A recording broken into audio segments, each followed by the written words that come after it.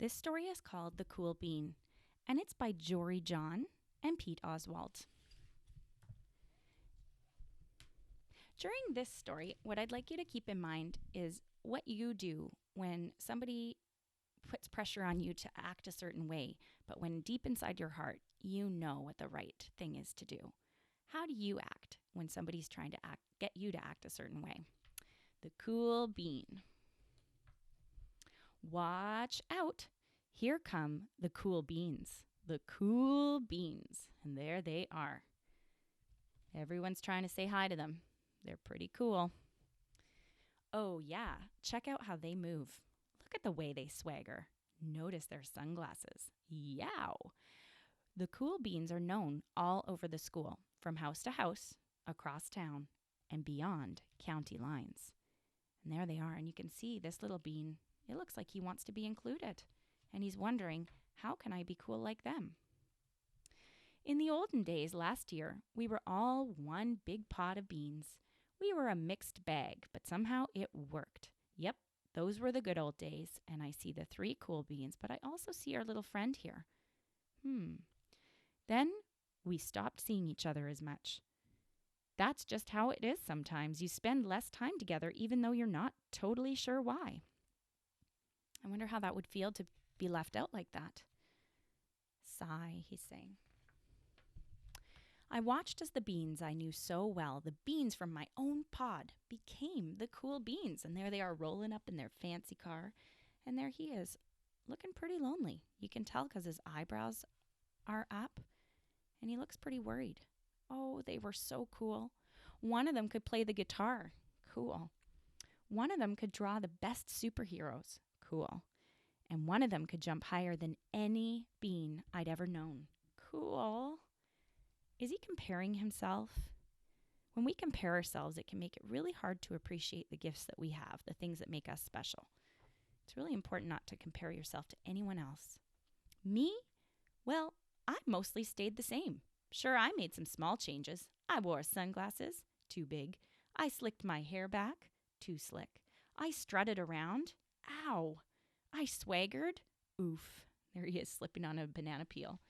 I think he's trying to act like the cool beans, but he's realizing it's probably a better idea to be more himself. I was still picked last for everything. My clothes never seemed to fit. I snorted when I laughed. Honk. Whumph. I walked into stuff. I was an uncool bean for sure. I started thinking of myself as just a common bean with no special skills. I couldn't compete, so I didn't even try. I'd never be a cool bean. And there he is.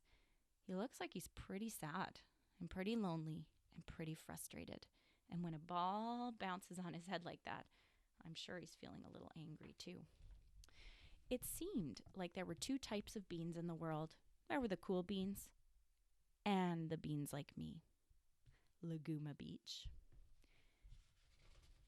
He's looking pretty left out on the sand there. The days all blended together. I lived my life and things were just okay. I took tests and ate lunches and mostly kept to myself. The cool beans continued being cool. Now I want you to think about if you were these 3 friends and you saw someone sitting at another table, what might you say? I want you to turn to an adult or a friend or your dog or your cat or a stuffy, and I want you to tell them what you would do to make those 3 beans that one bean feel a little more included. I mean, sure, I missed them a bit, but it's not like I was going to say anything. I felt like all that coolness had gotten in the way of our friendship. And that's how it went until one day. There he is reading books.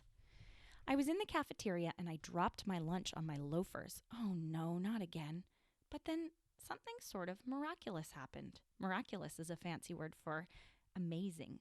Out of nowhere, one of the cool beans helped me clean it up. He didn't even say anything. He just gave me a nod. That was it. Who thinks that they would do something like this too? Would you do something like that if you saw that somebody dropped their lunch or dropped something? Later, I was out on the playground. I tripped and scraped my knee and maybe cried a little, and everybody saw it. Imagine how you might feel if you did that in front of everybody. You might feel embarrassed or you might feel humiliated, which is another fancy word for embarrassed or thinking that you made a mistake. Another one of the cool beans came to my side, and without a word, he dusted me off. And this says bandages, like bandages or band-aids. Well, that was pretty nice. That afternoon, I was sitting in class and I wasn't really paying attention. I didn't notice, but our teacher had called on me and everybody stared. I sat there in silence and nobody said anything. This says Mr. Bean's English. Have you ever had that happen where somebody asks you a question and you weren't really paying attention because maybe you were thinking of something else and you're feeling a little embarrassed, but you just can't admit that you weren't paying attention? And then everybody just laughed at me. Oh my. And that was it. After today, I was officially a has-been. But then one of the cool beans stood up and came over to me, and everybody watched. She leaned in close and whispered, "Hey, the teacher asked you to read from page 32. And she gave me a quick wink and went back to her seat. That was a really small act of kindness. It was a small gesture, sure, but it was also everything. I walked home with a goofy smile on my face. I smiled all the way through dinner. That day made all the difference. It was a day that could have been really bad, if not for the kindness of a few cool beans. It gave me a shred of confidence. Confidence is where you feel like you can do anything, where you feel happy about yourself. That shred of confidence has continued to grow. Somebody had my back, or a few somebodies. And what do you notice is happening? It seems as though those cool beans have let him back into the group. After that, I started hanging out with the cool beans again. How have you been? Get it? How have you been? Not all the time, but sometimes, at lunch, after school, and even on the weekends. Throughout all of this, I realized that it's not about how you look or any of that other silly stuff. It's about a wink or a nod or a smile at just the right moment. And there you can see that he's paying it forward. The ripple of kindness is paying out. He's holding an umbrella so that a mom and her little baby bean will be protected from the rain. It's about dusting somebody off and helping them up again and pointing them in the right direction. And there he is, helping someone who has dropped all of his books, remembering what it felt like when someone gave him a hand. You need a hand? Yes, please. And look, you can tell he's very sad because he's crying. Now that's cool. And that is the end of the story. So like I said, I want you to think about, what do you do when you're feeling like someone's leaving you out? What do you do when somebody encourages you perhaps to leave someone else out? And how can you show kindness to other people? I know it's hard right now to show kindness, but there's lots of different ways that we can reach out to people without necessarily seeing them in person. You might want to send a little email or send a card in the mail or maybe do a FaceTime with a friend or your grandparents. It's always a good idea to reach out because you never know how it might impact them.